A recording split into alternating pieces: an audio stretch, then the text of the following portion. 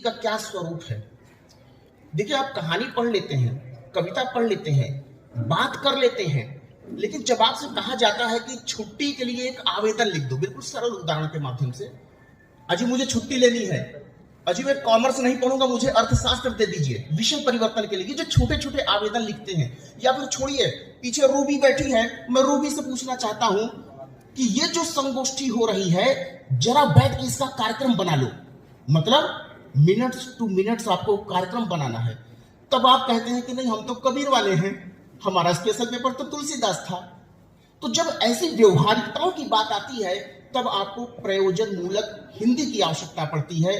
तब आप सोचते हैं कि इसको लिखने का तरीका क्या है, इसका स्वरूप क्या है, क्या हमारा ड्राइविंग लाइसेंस ठीक वैसा ही है जैसे हमारी 10वीं की मार्कशीट, हिंदी में ही बनाओगे यार। तो दोनों के स्वरूप में अंतर है, दोनों के कंटेंट की अलग अलग जरूरतें हैं। तो जब प्रशासन में आप आते हैं या अपने व्यवहारिक जीवन में भी, हम में से कितने लोग हैं, अब तो मैं नहीं कह सकता, लेकिन हम में से यहां जितने लोग बैठे हैं, उन सभी ने अपने जीवन में एक चिट्ठी किसी दूसरे के लिए जरूर लिखी होगी। एक वक्त था लोग कहते थे भैया हमारे लिए चिट्ठी लिख दीजिए। आज नौ प्रयोगों में यदि देखा जाए तो आप पाएंगे कि पत्राचार, अब पत्राचार का तरीका भी बदलता जा रहा है, वो तो आप विद्यालयों में पढ़ते ही हैं। पत्राचार के नए नए स्वरूप अभी भी मैं बताना चाहूंगा कि पत्र जब हम लिखते हैं तो एक तरीका आपने देखा होगा ना कि सेवा में फिर थोड़ा खिसक गए, फिर अपना इधर पैरासेट किया।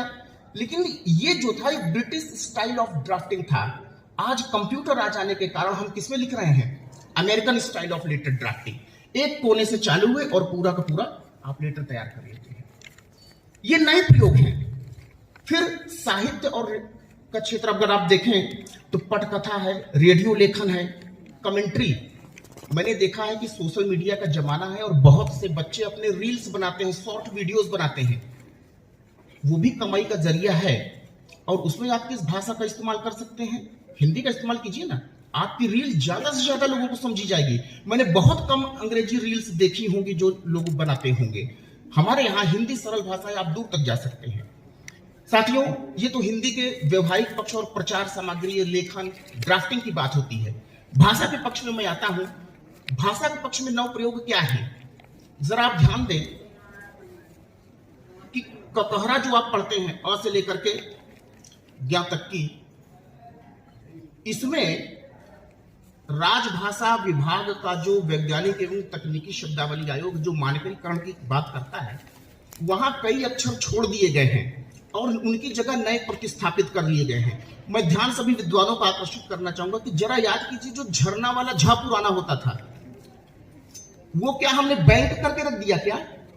बाण वाला ळ पुराना जो होता था, वो कहां चला गया? अरे ये हमारी पुरानी थातियां थी। इसी तरीके से एक दो शब्द हैं, मुंह पे नहीं आ पा रहे हैं मेरे, अनार का पुराना वो। तो ये जो इनको आपने प्रयोग करना बंद कर दिया है, मानकीकरण में ये चीजें खो गई हैं। लेकिन मेरा सुझाव ये है, आज बीज वक्तव्य के माध्यम से मैं कहना चाहता हूं कि जब भोजपुरी दावा करती है कि मैं नई भाषा हूं, मैथिली दावा करती है कि मैं एक अलग भाषा हूं, लेकिन तुम्हारा चेहरा तो देवनागरी का ही है, तो क्यों ना इन पुरानी चीजों को, जो हमारे घर की एंटिक चीजें थी, उन एंटिक चीजों को ले करके मैथिली अपना श्रृंगार कर ले, थोड़ा सा रूप में अलग भी दिखेगी। ये नौ प्रयोग हो सकता है। हाँ, बेशक विद्वान यहां अब उनके दिमाग में ये बात आ रही होगी कि बाण वाला जो पुराना ळ था, उसको दूसरे के साथ कनेक्ट करना मुश्किल है। झरने का जो झंडा झा था, उसे आधा बनाना बड़ा मुश्किल है। लेकिन एक वरदान है हिंदी के पास, और वो वरदान क्या है? हलंत। उस हलंत का प्रयोग करके मैथिली को नया कपड़ा पहना दो ना। और जो दावा करती है कि नहीं हम हिंदी से थोड़ा अलग है, हम एक नई भाषा है, सर ने भी कई बातें कही कि जब समृद्धि को प्राप्त कर लेती है भाषा, तो जरा नौ प्रयोगों की दृष्टि से उनको किसी एक भाषा का चोला पहनाया जा सकता है। एक बात हो गई। और भाषा के क्षेत्र में एक बात और कहना चाहूंगा, हम कई बार देखते हैं, अखबारों में पढ़ते हैं कि कुर्ता शब्द ऑक्सफोर्ड डिक्शनरी ने स्वीकार कर लिया है। अंग्रेजी में क्या बढ़ रहा है घट रहा है इसका ठेका लेने के लिए एक संस्था तैयार है, Oxford university press. But what about the Hindi? क्या महात्मा गांधी अंतरराष्ट्रीय विश्वविद्यालय एक ऐसी रेफरेंस और रेगुलर अपडेटेड डिक्शनरी नहीं जारी कर सकती है? ये मेरी अपेक्षा है उनसे, कोई शिकायत नहीं है, क्योंकि प्रशासन स्तर में बहुत सी चीजें होती हैं, हम उन पर नहीं जाते। लेकिन अगर अंतरराष्ट्रीय विश्वविद्यालय यह दावा करे कि भाई अब ये शब्द हमने हिंदी की मूल डिक्शनरी में स्वीकार कर लिए हैं, लेकिन नहीं, लोकपाल की जो डिक्शनरी होती थी, लोक भारती की, वो सब चल रही है और जाने कब तक चलती रहेंगी। अनुच्छेद 351 का भी जिक्र करना चाहूंगा, जो संविधान में वर्णित किया गया है। उसमें कहा गया है कि भारत की सभी भाषाओं का सहयोग लेकर के और मूल रूप से संस्कृत का साथ लेकर के आप शब्दावली बनाइए। 9 प्रयोगों की बात है। उपस्थित सभी प्रोफेसर से मैं अनुरोध करूंगा कि आप जिस जिस क्षेत्र में काम करते हैं, सर ने भी यहां 2-3 की स्थानीय बोलियों की बात की, जरा आप उनकी शब्दावली तो बताइए। एक प्रोफेसर साहब से मैं अभी बात कर रहा था, डॉक्टर विद्या निवास मिश्र की पुस्तक है हिंदी की शब्द संपदा।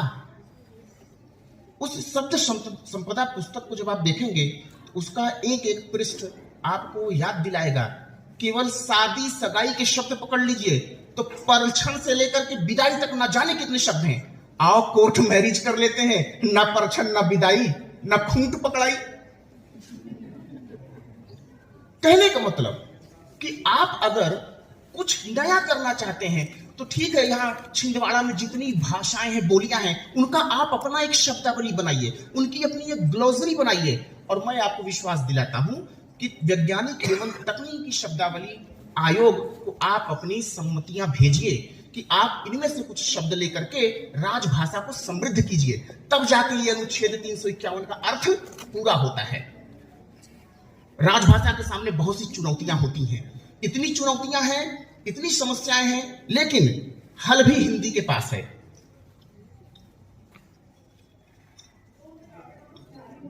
बीज व्यक्तव्य है तो बीज में पानी भी डालना पड़ता है ताकि आगे बढ़ता रहे। एक नया चैलेंज आने वाला है, मैं आदरणीय मंच का भी ध्यान चाहूंगा। एक नया चुनौती आने वाली है। वो चुनौती क्या है? आप जानते हैं, प्रशासन के लोग भी बैठे होंगे, कोई ना कोई जो एडमिन देखता होगा, जब कोई महिला कर्मचारी ज्वाइन करती थी तो कोई भी महिला या पुरुष कोई कर्मचारी ज्वाइन करता तो उसकी सर्विस बुक बनती है। सर्विस बुक ही उसकी कुंडली होती है। बच्चे पीछे ध्यान से सुनिएगा मेरी बात। आप सभी के पास स्मार्टफोन है, मुझे मालूम है। आप अपने दोस्तों को मैसेज कर दीजिए कि जहां घूम रहे हो आ जाओ, काम की चीज मिल रही है। तो जब कोई कर्मचारी या प्राध्यापक विद्यालय, विश्वविद्यालय या सुरक्षा वाला ये शरीर है, आर्मी वगैरह, तो सरकार कहती क्या है कि सरकार नाम का कोई एक आदमी नहीं है जिसका आप हाथ पकड़ के खींच रहोगे। हम ही सब सरकार के अंग होते हैं जो सरकार में काम कर रहे हैं। तो सरकार के प्रत्येक अंग को सम्मान के साथ हमें संबोधित करना चाहिए। और इसीलिए कहा जाता है कि सरकारी कर्मचारी, भले उसके ऊपर चार्जशीट चल रही हो, भले उसके ऊपर आरोप लगाए हों, लेकिन फिर भी आप उसको आरोप पत्र देते समय लिखेंगे कि श्रीमान आपके ऊपर ये आरोप है। तो कहने का तात्पर्य है कि जब सर्विस बुक बनती है, एक पुरुष ज्वाइन करता है तो आप लिखते हैं कि श्रीमान सो एंड सो ने ज्वाइन किया। जब महिला ज्वाइन करती है तो 2 कंडीशन है। क्या कंडीशन है? विवाहित महिला होगी या अविवाहित महिला होगी। लेकिन अभी सुप्रीम कोर्ट ने कहा कि 3rd जेंडर भी ज्वाइन करेगा। अब मुझे आप बताएं, ये चुनौती है, वो श्री है, वो श्रीमती है, वो सुश्री है। सम्मान उसे आपको देना होगा।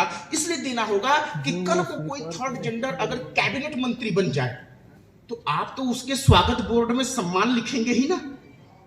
क्या विकल्प है आपके पास?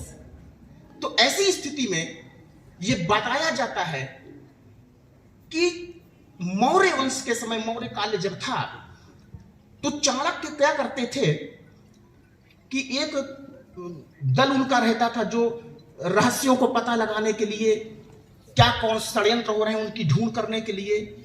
तो एक इस प्रकार का जो उनका दल था, उसमें कई विद्वान लोग थे, कई बहादुर लोग थे, कई विष कन्याएं थी, कई वेश्याएं भी थी, कई उसमें किन्नर भी थे।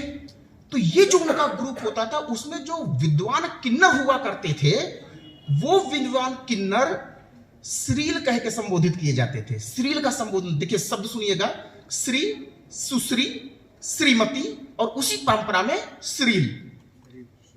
ठीक है, हिंदी ने दे दिया, लेकिन अब अंग्रेजी में इसका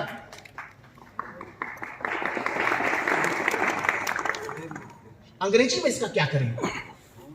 अंग्रेजी में मिस्टर समझ में आता है श्री के लिए, मिसेज समझ में आता है विवाहित महिला के लिए, और मिस समझ में आता है अविवाहित महिला के लिए। For your kind reference English department ma'am, अब आप अंग्रेजी में अगर सर्विस बुक लिख रहे हैं, तब वहां पर क्या करेंगे? तो वहां पर अभी एक चलन में भी आ रहा है। देखिए, ये बातें मैं केवल आपसे साझा कर रहा हूं, लेकिन किसी चीज को हम व्यवहारिक रूप से तब प्रयोग नहीं कर सकते जब तक राजभाषा विभाग उसकी अनुमति या उसको प्रचालित ना कर दे। केवल एक हम चर्चा विद्वान के बीच में कर रहे हैं। मिस्टर, मिसेस, मिस और थर्ड जेंडर के लिए मिक्स, एक्स। ये नौ प्रयोग हैं, ये नई चीजें हैं।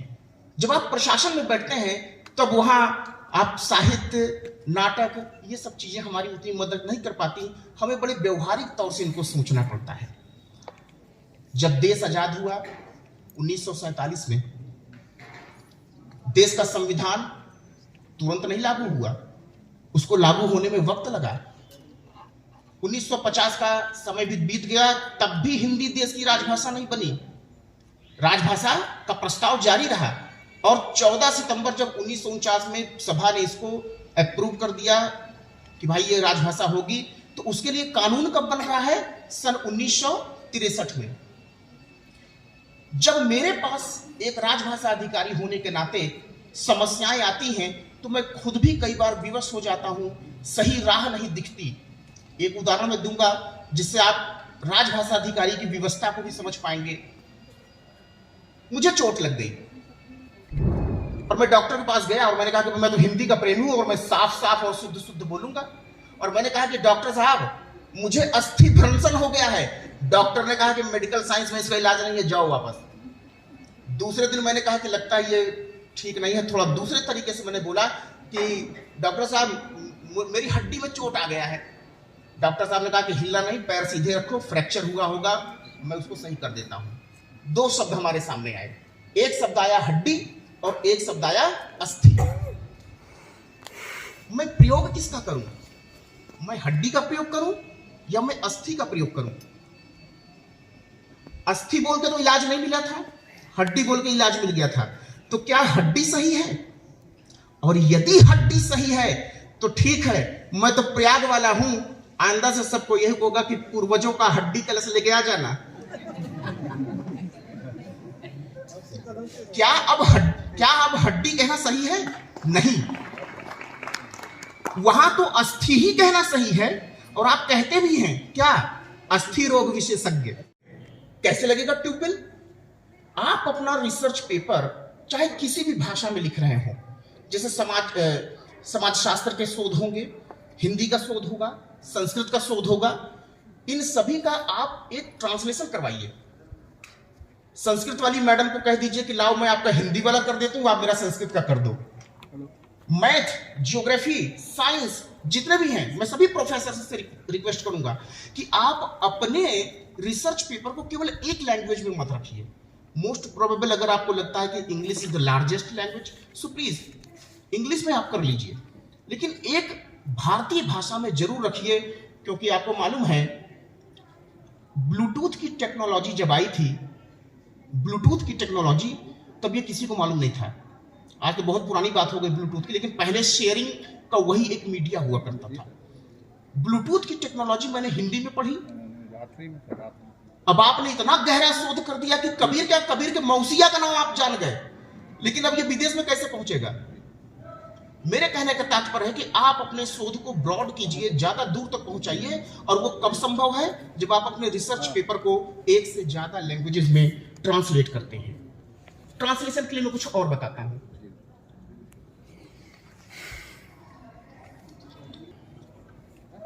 तो विदेश जो राजदूत थे, उन राजदूत महोदय का जो स्टेटमेंट था वो तो मैंने अनुवाद कर दिया, लेकिन मेरे सामने चुनौती थी कि राजदूत के नाम को मैं क्या लिखूं, क्योंकि वो इस प्रकार की स्पेलिंग थी जिसे मैं नहीं पढ़ सकता था। अब जैसे हमारे यहां के किसी विद्वान का नाम विदेश में कोई ट्रांसलेट कर रहा हो और नाम है त्र्यंबकम नाथ, नाम है त्र्यंबकम नाथ, कोई विदेशी नहीं बोल पाएगा, क्योंकि विश्वेश्वरैया हमारे यहां के महान नेता भी नहीं बोल पाते। विश्वेश्वरैया जी। तो मेरा अनुरोध है कि जब आप अनुवाद कर रहे होते हैं तो आप में से कुछ सज्जन जरूर कर रहे होंगे गूगल ट्रांसलेट। गूगल ट्रांसलेट की फैसिलिटी में आप सोर्स आइटम जो है, मतलब जो आपके पास पहले से है अंग्रेजी में, उसको जब आप हिंदी में ट्रांसलेट कर रहे हैं तो करते क्या है कि एक पैसेज उठाया, उसको चिपका दिया, उधर वो अनुवाद दे दिया, लेकिन वो नाम का अनुवाद प्रॉपर नहीं देगा। आप सभी जानते हैं चीन के राष्ट्रपति हमारे देश में आए थे, नाम क्या? नाम XIN, जिनपिंग, और उसको किसी ने क्या लिख दिया? 11वें N। क्या गलती है? तो जब आप अनुवाद के टूल्स का इस्तेमाल कर रहे हैं तो हमेशा इधर चिपका दिया और इधर ले लिया, ऐसा नहीं होता। कुछ नामों को आप ट्रांसलेशन में डाल दीजिए और स्पीकर से कहिए कि भैया ये बोल के बताओ क्या लिखा है, तब वो आपको बोल के बताएगा कि ये वास्तव में ये शब्द है। तो जब आप ध्यान से सुन लेंगे कि अच्छा ये एर्दोगेन लिखा है, तब आप लिख लेंगे। मिखाइल गोर्बाचोव लिखा है, अच्छा लिख लेंगे। ऐसे बहुत से विदेशी नाम हैं जिनका अनुवाद आप केवल शब्दों के आधार पर नहीं कर सकते हैं। वो फिलीपींस या किसी भी लैंग्वेज का शब्द है, लैंग्वेज आप ले लीजिए और स्पीकर से कहिए कि वो रिस्पॉन्ड करे, तब आप सुनकर के उसको लिख लीजिए। ये अनुवाद के तरीके हैं।